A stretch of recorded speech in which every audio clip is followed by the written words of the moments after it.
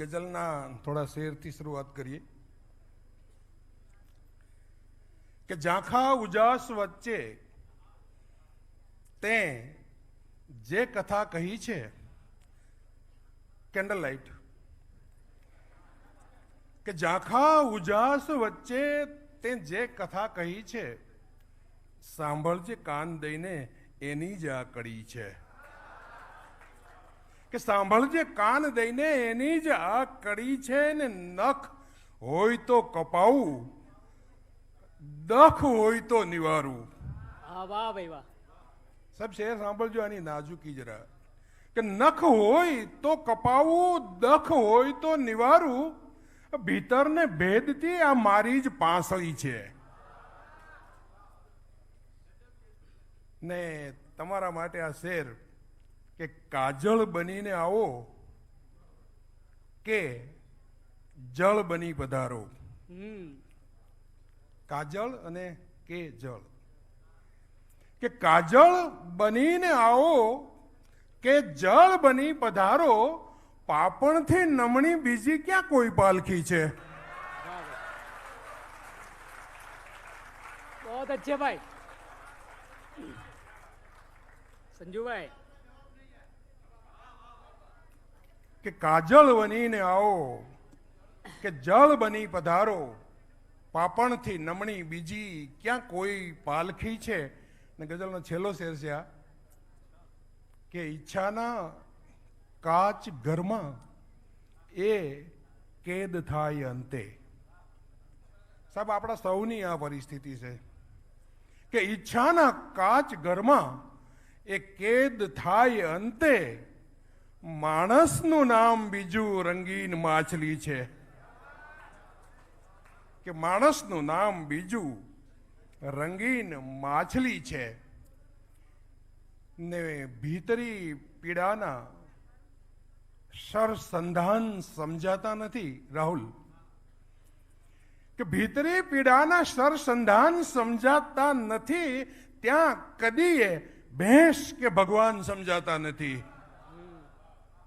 આ કોન્ટ્રાસ્ટ જુઓ કે ત્યાં કદીએ ભેંસ કે ભગવાન સમજાતા નથી. ને એ ખરું કે સ્પર્શની ભીનત સુધી પહોંચાય છે.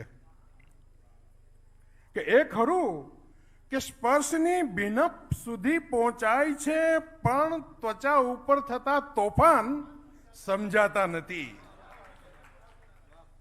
પણ ત્વચા ઉપર થતા તોફાન સમજાતા નથી. ને હાથમાં એના દિશા સૂચન મૂક્યું છે વાણનું. આ શેર જરા સાંભળો કે હાથમાં એના દિશા સૂચન મૂક્યું છે વાણનું, જેમને નૈઋત્ય ને ઈશાન સમજાતા નથી.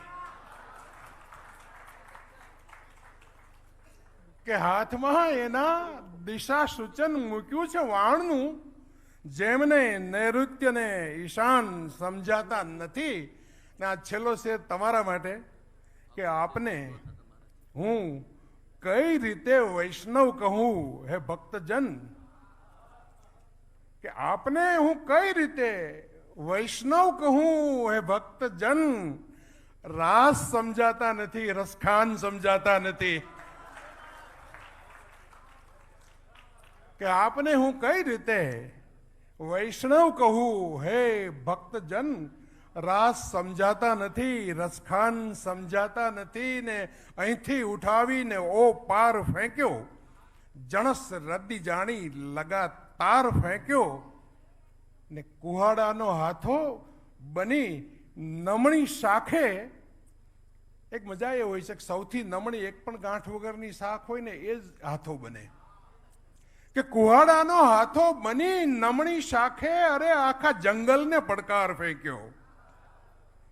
કે અરે આખા જંગલને પડકાર ફેંક્યો. ને કલમ નામની કોઈ જાદુઈ છડીથી સરેઆમ કોણે ચમત્કાર ફેંક્યો. કે કલમ નામની કોઈ જાદુઈ છડીથી સરેઆમ કોણે ચમત્કાર ફેંક્યો. ને અરબી એક જરા નાજુક શેર કે નરી ધૂળની એક ઢગલી ઉપર તે, કે નરી ધૂળની એક ઢગલી ઉપર તે વિના કારણે રમ્ય અંબાર ફેંક્યો, કે વિના કારણે રમ્ય અંબાર ફેંક્યો ને હજુ પણ છે ચર્ચામાં મશગુલ સંતો, કે હજુ પણ છે ચર્ચામાં મશગુલ સંતો, અમે પ્રશ્ન એવો ધુઆધાર ફેંક્યો. વાહ ભાઈ વાહ. અને છેલ્લી ગઝલના 2-3 શેર, કે એમાં શું કરવી ચત બઠ, કિંગ ક્રોસ, કે એમાં શું કરવી ચત બઠ, તું પણ શઠ અને હું પણ શઠ.